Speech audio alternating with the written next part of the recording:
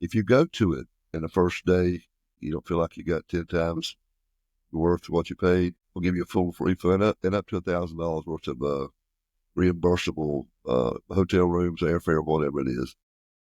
Hey, what's up, everyone? We are live or recording, and I got an awesome special guest today.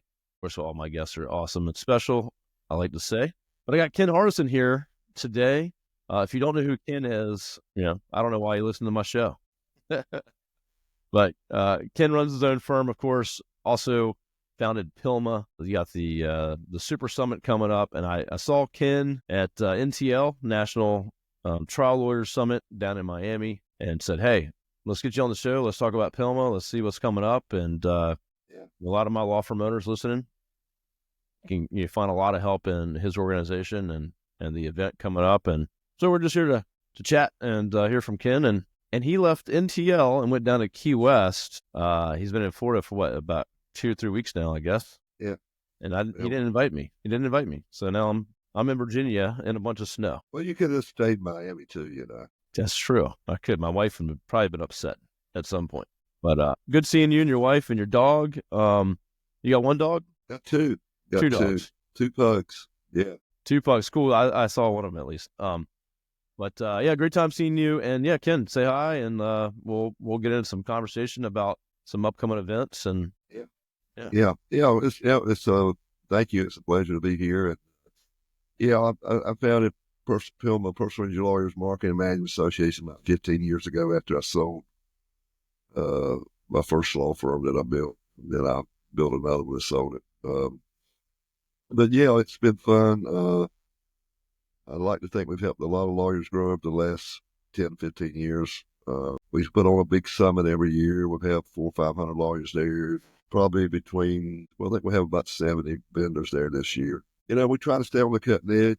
Like the big deal this year, of course, is, AI's been going around for about 2 years, but as I said 2 years ago, the dust has got to settle. You're kind of seeing who the ones that kind of rise above the dust, because everybody and his brother was trying to get in it. And, so we got a lot of people talking about how to use AI the correct way, because I don't know, I just saw where a law firm, a big one, the biggest one in the nation, got tagged up in the western part of the country for using AI and having false citations to cases. You just can't do that. I mean, it's ChatGPT is a tool. It's not a replacement. And, but, we're going to have some people talking a lot about that, the do's and don'ts and how they're using it in their firm. And we got a bunch of my mastermind members. I probably got a half a dozen of those who are going to talk about how they, like Matt Dubin, how he went from $300,000 a year to $16 million a year, how one guy doubled his income, went from 10 million to 20 million and rose his net from 15% to 30%, just different things like that. Have some people talking about offshore, social media. I'm going to talk about how to implement, because what I see a lot of lawyers they go to these events and they get all these notes and they get all this stuff and they make them a list of 20 things they're going to do. And they go back with the full intention of doing it, but life gets in the way. They get busy and nothing gets done. And I've always said I don't have one great idea. Yeah. That implement that 20, or one good idea that I implement versus the 20 great ideas that I never implemented, because that's what it all comes down to. You got to implement. The guys that are successful, the ladies that are successful in any business, is the ones that I call it get shit done. You've got to, or either got to be a leader to get other people to get it done and hold them accountable. Yeah, we're looking forward to it. 10th year, I think. That's awesome. So, there's a lot of events to go to now, though. I will say that. A lot, and some really good and some not so good, but I would hope that ours is always in at least the top 2 or 3 of ones to go. Try to give practical, not just a bunch of theory, and we don't have a lot of, I do it for 2 reasons. I don't hire a lot of these big name stars or celebrities. Number one, they cost too much for an hour, just to be honest with you. Then number 2 is, we're really all about nuts and bolts and not about the lights and the glam. Yeah, all the smoke and stuff. I really like just Well, I'm old, Kevin, and I think I'm old fashioned. So I just want to give great content, and give people a list of those things to do, take back home, and grow their practice. I mean, I listen when I was growing my first practice, there was nothing. There was nothing. There was no masterminds. There was no events. I mean, and your competition won't tell you anything. And lawyers need it now more than ever because let's just face it, competition's getting crazy. I mean, you got John Morgan, who I've known since '96. Uh, just built an empire. You got other big firms that are out there doing it. You got Sweet James, they're coming. They're going to be nationwide. They're already doing it. And power to them, man. Listen, it takes a lot to do that. I have some lawyers I know are upset about it, but listen, you can do the same thing. The deal is there's always room, even when Walmart came to towns. The smart business people survive. The ones that weren't so smart and didn't know how to differentiate themselves, they didn't survive. And that's the way I call it the Walmart effect. I think it's the same thing happening now. Plus the hedge money coming in, the Arizona, you're going to see a lot Private more equity. of that. So I see a lot of things like that. And and this is something I'm toying with. This is not a done deal, but I'm thinking that we did it 2 or 3 years ago as just an add-on, but I think this fall I might put on an event just for buying and selling law firms because that's the quickest way to grow any business is to do a lot of acquisitions. And before we go on this podcast, I was just looking at something that Bernhard or somebody, he shared it, but I think it was up in Inc. or Fortune magazine about these roll-ups, and using private equity and stuff like that, how to buy. But that's the quickest way. Somebody asked me one day, what's the quickest way I could grow? Go out, borrow a lot of money, and buy a lot of firms. I said, that are good. I said, but you're going to have a lot of debt. That's not the way I would do it, but that is a way to do it. Look at all the big major corporations like Microsoft and Google. That's what they do. They go out and buy other companies. I mean, all the time. I mean, that's just the way they grow so fast. We have a goal this year to acquire, actually. Excuse me? So we have a goal this year to acquire an agency. So, same thing. We're trying. Yeah, I mean, and I've seen a lot. To be honest with you, Kevin, I've seen a couple, 2 or 3 SCM companies get involved this last year, and there's one that I can't say, but big money. I'm talking about big money. I'm talking about loads of money. Yeah, no, there's money out there. But and if you got the infrastructure, if you know what you're doing, I mean, you can run it more efficient than the person that you bought it from, and not duplicate services. I mean, the overhead part of it, the management part. Well, I like, a lot of what you said there for everyone listening. What I think, what Ken said. So with PILMMA, and I've been to a lot of these other events too, big name celebrities and people like that, they don't have the advice to give you on how to build a law firm or even probably a company at all. It's exciting, smoke and mirrors, like you said. So if you want practical, you want to hear from real lawyers that have implemented these things or using AI and how they've done it, PILMMA is true to that, and Ken's kept it true to that. And I know like Cassidy, who runs like your CMO roundtable, I spoke to that group recently. Just practical things that you can do, come back and implement. To your point, if you're in PILMMA, you're going to have that accountability as well. Like, what are you implementing? What did you learn? And then what are we taking back and actually applying? Because you can just go have fun of these things and come back and not do anything. That's one reason I quit doing them in Vegas about 6-7 years ago. I used to do 2 a year, and I used to do them in Vegas. Second day, half the people weren't there. I mean, they hung over or whatever. I don't know what they were doing. I don't know. I didn't go investigate, but I just know it never happened. Even in New Orleans, we don't lose that many people, and we're doing it in Denver this year. So, I don't think there's any gambling in Denver. I'm not sure. I know there's going to be a lot of pot, but that's anytime you go to Denver. But it's like, not that I do it.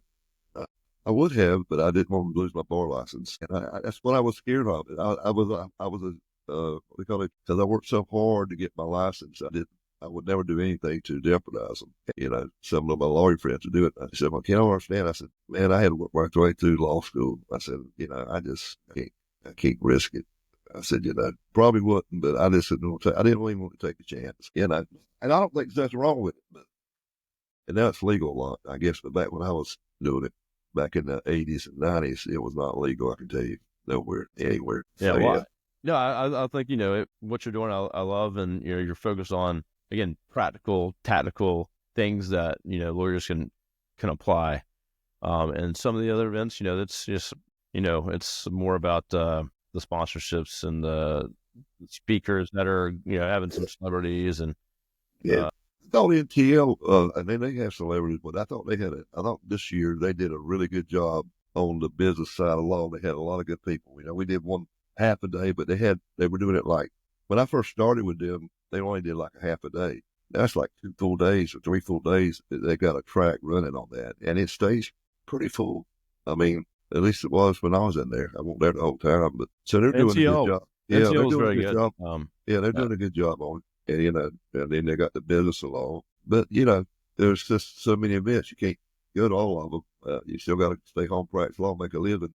I felt good the other day. Say was on LinkedIn or something. Said, I want to go to a thing of what, but I can't go to all of them. What's the best one to go to? And somebody said us, and I was like, thank God, because you never know.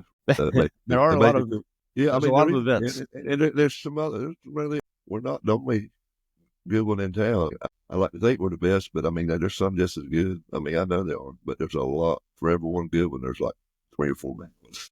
Just to be out. Yeah, there's a lot out there. I think, even me looking at, where I'm a marketer. So like, where can I go? Where should I hang out? And what's the best place for me to spend my time? And, some come down to schedule and some come down to, ones I know that are good or I've been to before and know they're good. So, there's a lot of options out there. I will say that, back to your point earlier on, no lawyer that's trying to start a firm or grow a firm should have anything to complain about as far as access to information. Yeah.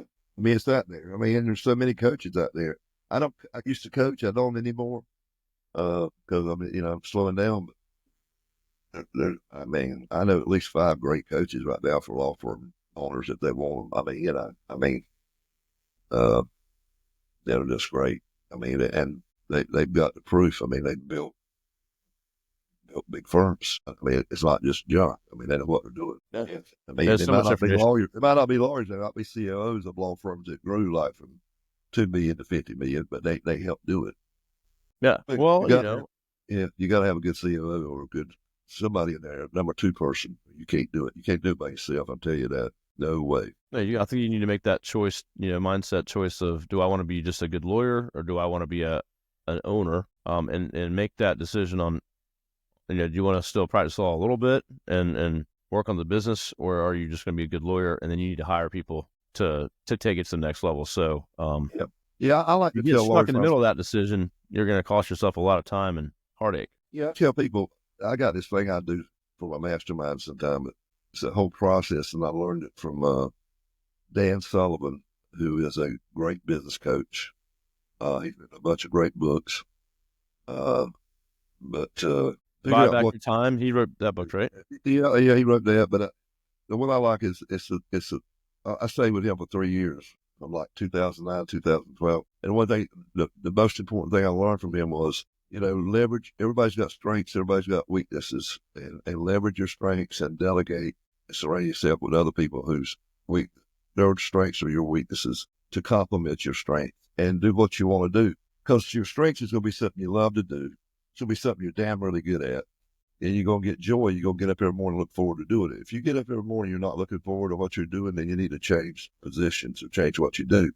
If you just like to try cases and go hire, I've seen some law firms with 2 partners, and one of them, he's a trial lawyer, the other one does the business, and they get along fine. I mean, and they're both doing what they want to do, and what they love, their strengths. And I think that's the most important thing.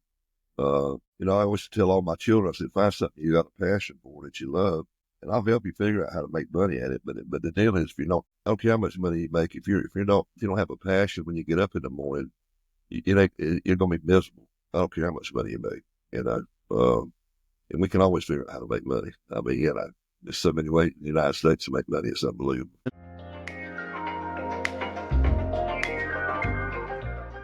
Today's episode is brought to you by Answering Legal. Now I just switched my company, Array Digital, over to Answering Legal, and it's made my life a whole lot easier.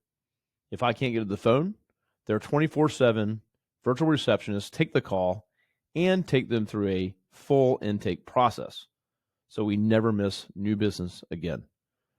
Now, Answering Legal has been at this for more than a decade, and they specialize in answering phone calls for law firms like yours. They even have a brand new, easy-to-use app, and they integrate with all the top legal softwares and platforms. So, for my listeners today, we actually have a special deal of a 400-minute free trial offer of Answering Legal services that you can try out by going to answeringlegal.com/array. You can also call 631-437-4803 and use special code Daisey. That's my last name, Daisey. So go check them out, and let's get back to the show.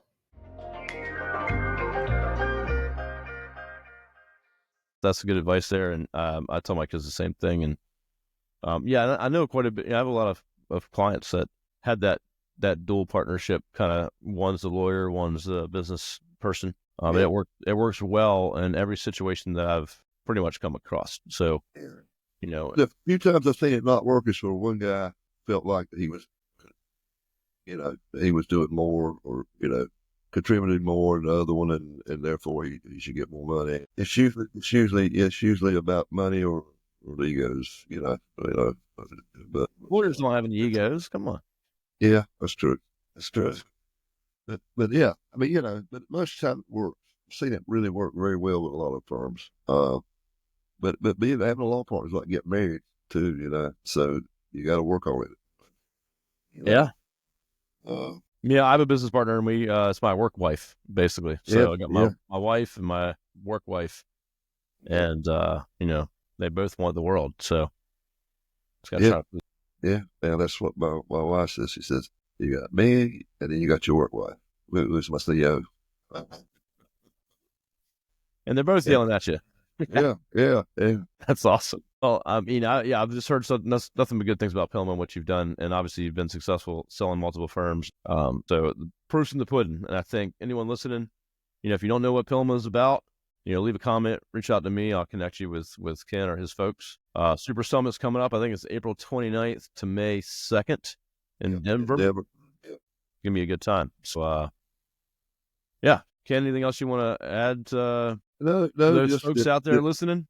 No, we're gonna launch a new book, and so we did this little deal where I got a bunch of lawyers and experts that are really good at hiring and onboarding, and because that seems to be another big issue right now, finding people and keeping them.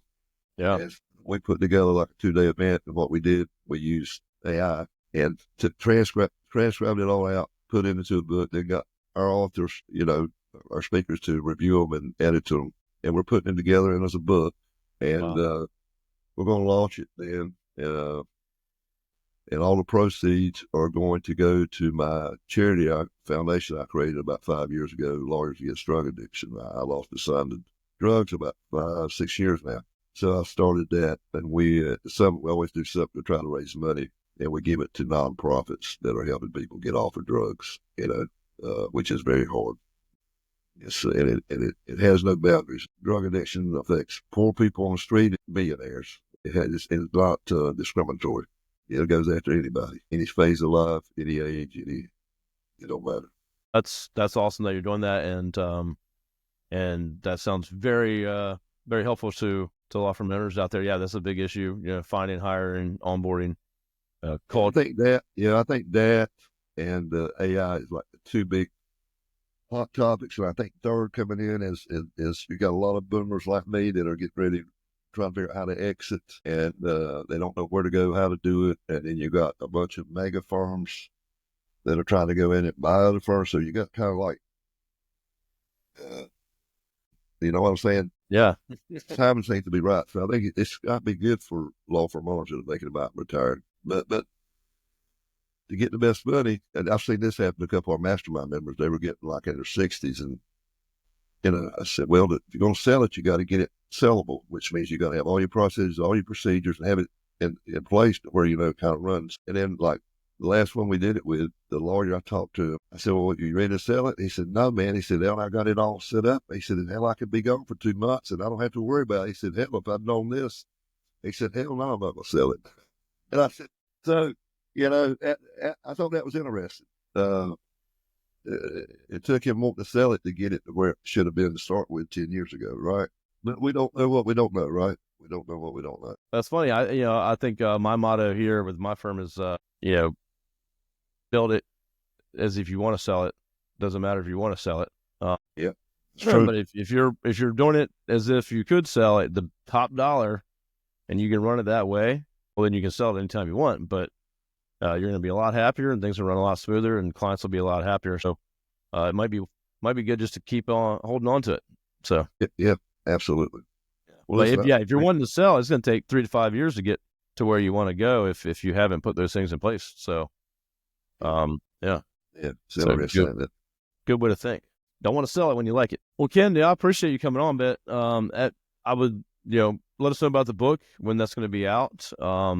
Hopefully folks listening, all my law firm owners and lawyers can contribute, purchase, that book. So the proceeds go to your charities there. When is that going to be released? Probably released it probably the weekend of the summit, right there at the summit. Because I'm going to try to get everybody to buy a bunch for their different lawyers and different people in the firm. Yeah. Nice. That's a good time. Get me a good Amazon rating so I can get it on bestseller. Ken's going to be on stage going, all right, everyone get out your cards.